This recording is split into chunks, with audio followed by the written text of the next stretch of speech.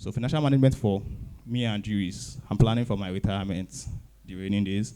I'm planning to maybe for my master's or PhD, whatever the case is. I'm also planning for your personal investments. Okay, I want to have 10 or 15 houses in Nigeria. I want to have 14 over the seas. So those kind of things are what financial management does. It helps you, look at what I have at my disposal and then what can I use to get what I plan or what I wish to have. So that's basically the background. And we'll go to this picture. So and I think we'll take a break here. So please, permission, sir. Who is correct amongst the two dude here?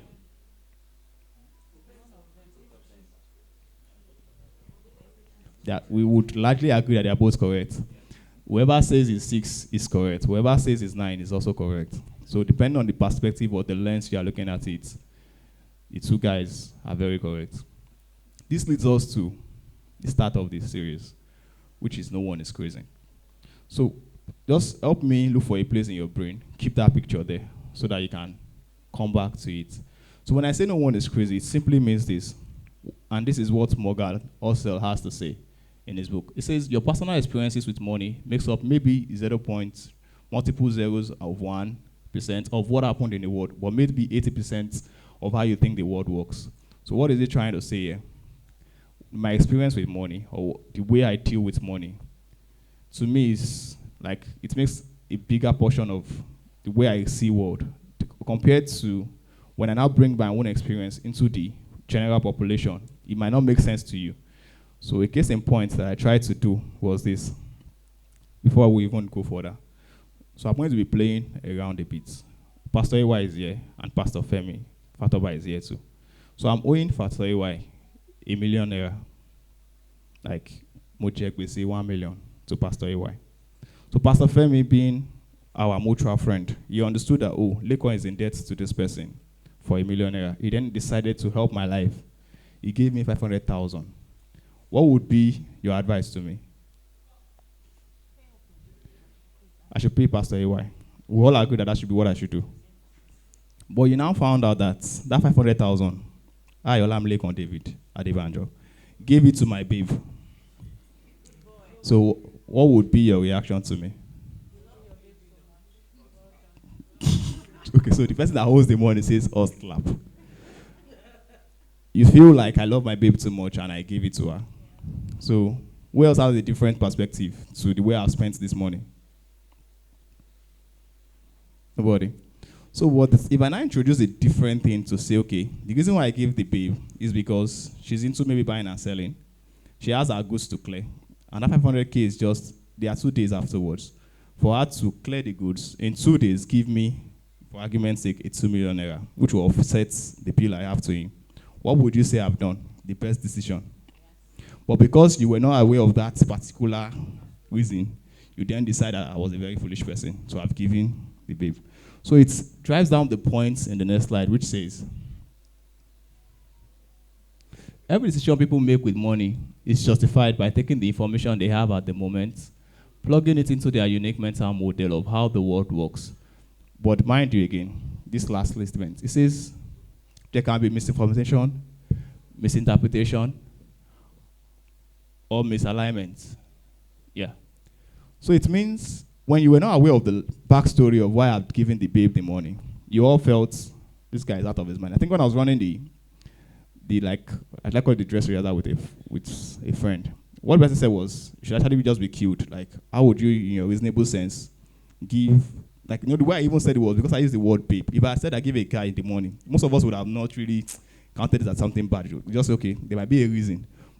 But because I used the word babe, the default in everybody's brain is playing a mumu, and he gave the babe the money.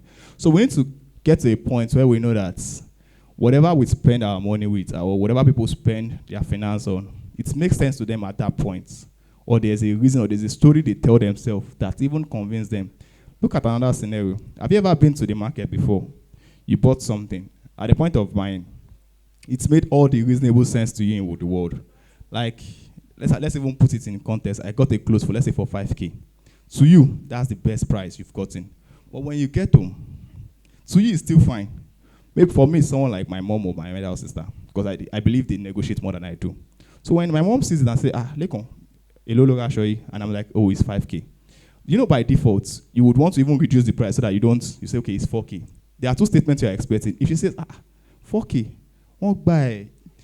You've forgotten the story you had before that. This is the reason why I bought this clothes. Then you start condemning yourself that, I've made the biggest mistake in my life.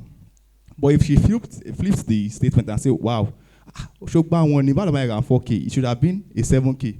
Then I remember your brain, okay, 5K is not a bad decision.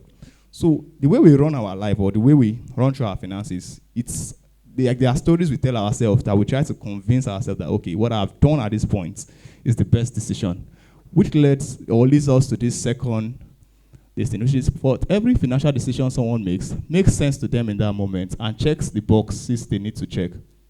They construct a narrative about their action and motivation, influenced by their individual life experiences. The extreme of this statement is, for some of us, you would, at a point in life, made very bad investment decision. But you already know it is bad. There's a way you now convince yourself that, this is the best decision. So let me put it in context. If I'm trying to look at what I can buy. Okay, for argument's sake, I got a shoe for 150K. So you're like, Lekan, are you sure you're fine? I'll be like, oh no, it's more original. You'll now be convincing yourself that there's a reason why you had spent that money. So you're trying to justify that statement.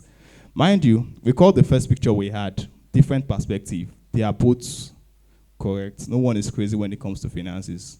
Whatever you decide to use your money for. And for people that already know me, I will say it this way. I'm not here to tell you what you use your money for. But I'm here to help you see the lens to say, you're not crazy. For now, let me put it that way. You're not crazy if you have decided to spend your money on, what can I spend my money on? First, that's what I said. If you have decided to spend your money on babe, you're not crazy. Because in the real sense, I look at it this way. To an extent, maybe because I'm a financial person, it's also a kind of investment. You are going to end up being with this person. So what will it cost you if you... She said actually, so you can know you can sue when it doesn't turn out. So what would be the worst that would happen? So worst case scenario, there are even bad investments even in the investment markets. But this one, I'm seeing the investment. So it can't be that bad. The investment is still physically with me. So it makes sense, Abby. So please, when you leave the church, get a babe, according to Pastor AY. So you know why I'm putting people's name is so that in case it turns, you can know who you go and meet. It's not Lekan. I only painted a scenario. Pastor AY said, get a babe. First tax. Second tax. Priest said, invest. I don't know how big your investment wants to be. You can want to do maybe a small investment. You can actually maybe go wide or you'd cover expenses, immediate family, extended family. Just invest well so that, the higher the investment, the higher the return. Have you noticed it? So please think about it. When you are thinking of doing small investment like 2K recharge card, it will not carry anywhere. Go hard or go home. So, like I said, as at now, you are not crazy. But at the point, we would get to marry together. So I think the next point again is unconscious bias. So let's still remember the lenses. No one is crazy, unconscious bias, embrace change, and then we'll try to map or connect the dots. Unconscious bias. So before we move into the slide, I think it's actually in the slide too. So I'll put it in a simple term. It's something that you are not aware you are doing. That's why it's unconscious. I don't know I'm doing this thing, but you are doing it. Or you are not analyzing what you are doing. A case in point is this very funny question. I would ask this question now, and we would all see that we'll have the same answer, or mostly the same answer. If I ask us, what's 2 plus 2? You see, we all said 4.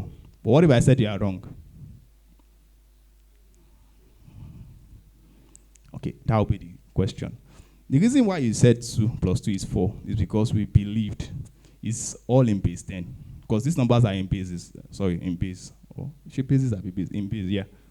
So, because we are used to base 10 numbers, so you agree or you assume 2 plus 2 is 4. But if I was asking you in base 2, 2 plus 2 is 100, you didn't ask me. You only said 4. And I could prove it to you and say 2 plus 2 is 100. So, The unconscious bias is what helped you to process the information fast. It has its own positive side, and I played this scenario. So for argument's sake, let's even, Pastor, can I say this one? I'm not swearing that something bad happened, but let's assume the building is crashing from the end. Do you still need to analyze, okay, I think it won't get to this point. What will be your default? So it has its own advantages. There are times you don't need to process or think too much. You first take the action first and like, oh, I shouldn't have run or what? Okay, but at least you secured your own safety first. So it has its own safety anchor to an extent when you look at unconscious bias. But the extreme case could lead us into the wrong side. So what I have on this slide is unconscious bias refers to the attitudes or stereotypes that affect our understanding, actions, and decisions without conscious awareness. These biases are influenced by our background. In the case, because for our mathematics background, we'll assume we're all in base 10. Our cultural environment and personal experiences. And they can impact our perception and behaviors in various situations. So they can have its own impact in our lives. So the next slide also. In financial management, it can manifest in various forms. This list I have on the slide is not exhaustive. It's just taking a sample of what it looks and trying to marry what seems like the major biases that exist or we see in our day-to-day. So the first one is confirmation bias. So confirmation bias, this is the tendency to seek or interpret information in a way that confirms pre-existing beliefs or assumptions, potentially leading to overlooking contradictory evidence. Remember the story or the scenario I painted where I said, you've gotten a clothes or something in the market before, when you get home and you're having a conversation with someone, whatever the person tells you affects whatever you have thought of before. So in case that's what confirmation bias does to you. You are trying to do things to get someone else's validation. To say, so once my mom tells me, oh, it's a good buy, in my head, I've done a good thing. So I push again the next time. I don't even think it twice. I don't bother negotiating the price, even if the price has changed. But because of that past experience, that okay, it has been confirmed that I made this good decision. I shoot myself by having confirmation bias. Then I think the next one speaks to anchoring bias. So this is reliance on the first piece of information encountered. That's the anchor. We're making a decision, often leading to subsequent judgments being influenced by this initial reference point. Okay, so what is anchoring bias in simple terms? So when the first time we heard about something, and I think, it's safe to say, right? So anchoring bias in the simple or in our real life scenario now is painted, or it can be looked into from the point of the foreign exchange, where we all want to buy dollar. Because of the preconceived notion that dollar is always it's always going to rise, you've forgotten to analyze it at the point of buying. You have that anchor of, oh my gosh, even if you are coming or you are entering at a very wrong point, your brain is telling you, Lekan, you can do it, it will grow. You enter. And God will now surprise you. I did not say it will crash, but the guy, he went the other way. So it then affects, so these things are actually in our financial management. This is just dollar. There are other things we do too in that sense. It could be, you're looking at an investment from a point of, the first time I heard about this thing, maybe because I didn't have money then. A case in point is Bitcoin. When we all heard about Bitcoin, I think, or when I first heard about Bitcoin, it was a 7 or 8K dollars, which when you compare to Naira, it's still a small figure because exchange was not that bad. I did not have money then. Even till now, I'm still praying I have money.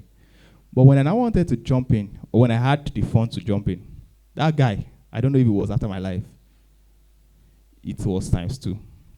But luckily, again, I was like, there's no point again. It has gone beyond my reach. I left it. Then the guy came coming down, or he kept coming down. Then, now imagine if I had jumped in at that point, I had purchased it with the mindset of, I've made the biggest investment in my life. And I've put all my savings, whatever it is, into that stuff. And then it goes down the drain. Alon Jerry, BP is very real. Then I now start being doctor's best friend, Dr. Alpha. This thing is just rising by the day. Is there something? Do you know, it looks like we are joking about it, but the way this thing plays, and you know, again, you're trying to not, because the reason why we're all trying to do financial investment is you don't want to be You are trying to portray a future self. You don't want to look back and be like, had I know. So in a bid to avoid that had I know, you end up having multiple, how I wish. So you now be like, we are trying to run away from something, but the more you are running, the more you are entering the wahala. So then it makes sense to say, look at all these biases. Like I said, the bias itself is not bad. There are sometimes it makes sense to you to do it that way. But at every point where you're making a big financial decision, because there's another joke we say for the stock markets, a money you cannot let go of, please don't put it in the stock markets. But again, how you be telling me that? I want to grow hard or go. I know I cannot let go of it, but I still want to push everything. Then maybe when I now enter, the way, I don't know if it is devil, I don't know if it is the market, but it looks like it is whenever you shall put that thing that you cannot let go of, that's when that thing will now shake. And when you now be like, okay, I'm not even doing it again, I want to up out, it will now grow. So I'm like, are they following me for my village? So that's what the anchoring bias does or means. And I think the next bias there is overconfidence bias. So from the name, we would have understood what it means. It means you don't even analyze at all. You just feel whatever I've done is I'm very correct. That's for people that would say, oh, don't worry. Okay. Well, it's in church. The same for those that I don't gamble anymore. I don't remember the last time I gambled. But you know, overconfidence is when you are seeing the odds that it is against you. But you're like, no, now, sure for me, say. Man City will beat Man U. Then you went to go and say, okay, landlord, I beg, just borrow me your house rent. Because you are sure of it. And in the real sense, it's evident that Man City in the normal scenario should flog them landslide. Then you borrowed your money. You borrowed your pastor's money too. Like, pastor, don't worry. Let's analyze it well. Sure, go. And because when you look at it truly, at that point, the odds are clear. It is very certain. That's like the best decision that can ever happen. It's like, so the odds of failing is 1 in 1 million. No. I'm trying to look at the odds of failing is very, very low. So you are I think yes, 1 in 1 million, that's the odds of failing. So you are already sure that this is the best decision anybody on the face of earth can make. But then God will just help you. It is when you finish borrowing and you throw it in. That's when miracle. No, they tire Jesus. Hello, partners. Thank you for your generous giving. Your giving has helped us, impact our world, impact our community, do many things that God has laid in our heart. Take the message to reach people globally. Thank you so much. And I want to call and encourage you to partner, support, and give to us as we take the message further. We have a plan and a vision to reach between 500,000 and 1 million people on a weekly basis. And with your generous donation and giving, we will be able to. So if you love to partner with us, you've been blessed by this ministry, the details are on the screen. Blessings. Let's just move very quickly. The next bias, head mentality bias. The tendency to follow the actions or decisions of others, particularly in uncertain situations, without critically evaluating alternatives. I have a story for this one, but thank God, I would try and see if I can come back to this. So what this means is just, because everybody is doing it, I want to do it. You don't analyze to see, is this favoring me? Are we in the same category? Because a very funny decision is, it can happen maybe at your workplace. You have an idea of what I earn. I have an idea of what you earn. You see me buy a car, and you're like, if Lekan can buy a car, there's nothing that will stop me from buying the car. You don't know if, and it also happened for me too. So I had a guy that I was like, this guy's already riding. We just resumed work, and he's already driving in a car. But there was a day we were talking, and I realized that guy is a landlord. He was my age mate. It was since then I felt, okay, now I understand. So he has a house, he's collecting house rent. So it looks like this work is like his side hustle. The main one is where he's and me, I pay house rents, I know they collect. There was a day I was having a conversation with my son, I told her something that everybody started from the bottom, quite all right, very honest. But the bottoms are, to me, I just like we all start from the bottom, but the bottoms are actually different. The same way Davido will tell you, he started from nothing. It's actually nothing to him. But don't let me belittle myself. That is nothing. You understand what I mean? It's like It's like somebody's cool. But when you look at it and you're not comparing to I shall play music you now. I know when we're going to the studios together, but guy, you're not on the same level. You need to understand that point and not just jump into it because everybody's doing that. You don't check those things. So then, in summary, before we move from this place, so awareness of these biases can help individuals mitigate their influence and make more informed or rational financial decisions. So you need to be aware. Take a pause at every time you want to make that big decision. Check that you're not acting based on your biases. Check that you're not trying to prove a point. Just look at it and be like, is it really what I want to do? Then the cocoa or the third cocoa of the day. Excuse me. Embrace change. So this change is not the Buhari's change, but it is embrace change. So change is, off this slide, is the only constant, like we all know. I think that was what I wanted to even name this, but I changed it at the time minute to say, for Christians, it might be too extreme saying change is the only constant. You're like saying, so, well, at least work with embracing change. Don't be too rigid on your decisions. Try to be open.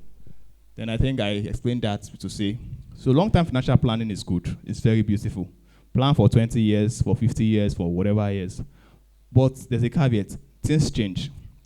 Both the world around you and your own goals and desire, they change. If I ask a simple question now, when we're all, at what age can a baby talk? 1, Abby? 2. If we all go back, when you were asked when you were 2 years old, what are you doing? Or what do you want to see yourself doing in the future? And what you are doing now? So much. So you see, so it's not about your world changing. Even you yourself, your desires will change. What you want to will change. And a joke again is, it happens to even in the marriage setting. When you get married, you are very broke. You have seen this person as your spec. But then when you now enter, God has now blessed you. You now start realizing that this is not my spec. How did I land here? So I did not say anything. But it's one thing to say we don't know what the future holds. It's another to admit that you yourself, because it's easy for us, most times, if individuals, to push it to the other person. We don't want to own it. I can say, the reason why it did not work out is because Pastor AY blocked me. But if you ask that, even if Pastor AY did not block you, you yourself, have you not changed in that sense? So don't know what you want today, because you yourself don't know what you want in the future. It's hard to make enduring long-term decisions when your view of what you want in the future is likely to shift. Again, it's a probability. It might not shift. Some of us, some people are actually very lucky. When they say, I want to be a doctor in future, all true, they will end up becoming a doctor. But that's like 1 in 1 million. I cannot remember the number of careers I've said I was going to do when I was young. But this is me here. There was a time in my life I was like, I'll be a musician. I had a book I was writing lyrics like, just like Davido. I'm sorry, that green. Bringing lyrics out of Only Daffy. I was writing lyrics and thinking, this is the goal. I think I was in my primary school. When I entered secondary school, it all changed again. Another career. I still worked in that line. What I'm doing today, I don't even, if they gave me options, it won't be 1 over 1 million. It will not even appear. Because I never even expected or I never thought about it. So it's the same thing with when you're making your financial goals. Don't be too rigid. Don't say, because I'm saving for a house. Your child needs something. You're like, no. Because time too happens. You need to check how to balance the two. Make those changes at the critical time. Don't wait for when you are done with one and you're not coming to the other one. And that guy would have gone anyway. Then I think embracing change in financial management involves adopting a proactive and adaptable mindset. Think about the change in advance, and whenever it happens to adapt. Like, don't react, just adapt to it. Then the next, I think this is almost wrapping it up. So there are four points or bullet points I want to discuss here. Cultivate a growth mindset when you're embracing change. View change as an opportunity for growth rather than a threat. For human beings, we see change as threats most times. And so I think I went for a training recently, and I think I'm almost okay. I went for a training and we were asked to do something. It said, pick a partner, look at your partner, change it. Your partner was asked to change 5 things from their body. Like, I could change five things, then turn back. Do you notice what was changed? Then the guy asked a very funny question. What was the cost? Apparently, to change 5 things for me, just remove my wristwatch, remove my tie. It didn't cost me anything. But humans, we resist change. When you're like, this is what we want to do now, we're like, no, I'm not doing this, even though it doesn't cost you a dime. But because we are resistant to change. So in financial management, embrace change. See it as an opportunity for growth rather than somebody that is fighting you. Stay informed, keep yourself updated, read books, learn about, because for us as Christians, we really study finance. We'll be like, don't worry, that part will sort itself. So we need to at least grow in that part. Stay informed. Be flexible. Let me. There's no way you will not walk and your head will not shake. So let your head shake. Don't be too rigid when you're thinking. And the final thing here is set clear goals. Back then when we were in school, the seniors would tell us, set up a plan not to fail. Like, always aim for A so that if you don't get A, you get B. So one beautiful thing they miss out is when you set up your goal and it's clearly defined, it helps to align your mind. It helps to shift your focus to this is what I want to get. Then, in summarizing what we've discussed today, there are 3 things. No one is crazy, unconscious bias, and embrace change. Like I said, no one is crazy then. You are God in what I mean. But it also means something. No one is not crazy. So when you are thinking, okay, I can do as I want to do, and you are just spending anyhow, it also means that no one is not crazy. So you need to check what you are doing. Be very conscious of what the unconscious bias you have and embrace change. Then finally, where I said there will be a Bible verse. It's the book of, we can move, sir. I think Philippians chapter 4. Yeah, verse 12 to 13, the Message Bible. We actually also always read it in our conversion. I think the part we most likely read is whatever I have, wherever I am. But I would want us to take a pause, since we are all Christian, would have. At a point in life, I won't read it. But look at the Message version. It says, I've learned by now to be quite content whatever my circumstances. I'm just as happy with little as with much as with little. I, Lekan Adebanjo, I found the recipe for being happy, whether full or hungry. Hands full or hands empty, whatever I have, wherever I am, I, Lekan Adebanjo, can make it through anything in the one who makes me who I am. So as billionaires, have that anchor scripture. While you are trying to embrace change, while you are trying to validate that no one is crazy, and while you are also trying to be conscious of the unconscious bias, always have that, like whatever you have, wherever you can what? In Lekan, in Christ, who makes us who we are. Thank you.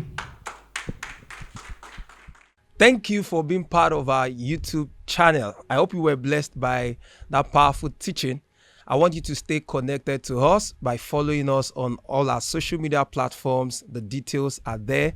I need you to subscribe as well and share this link to your friend. Let them join and be blessed. Also, I would like to have you in our physical location. If you're based in Lagos, try and join us this Sunday. You will be super blessed. Before we go, I'd like to give you an opportunity to start a relationship with Jesus if you don't have a relationship with Jesus. So can you please place your right hand on your chest and pray this simple prayer with me. Say, Dear Lord, I repent of my sin. I acknowledge you as my Lord and personal Savior. Thank you for dying for me, and thank you for accepting me into your family. In Jesus' name. If you have said that prayer, I can tell you that you are saved, you're born again, and welcome to God's family. There is a link on the screen. We'd like you to fill that link. We want to know more about you and get your details. And of course, this Sunday, we're looking forward to seeing you. Till we see you again on this channel, keep what? Stay blessed. Yes. Stay blessed. Yeah, stay blessed. Blessings. See you next time.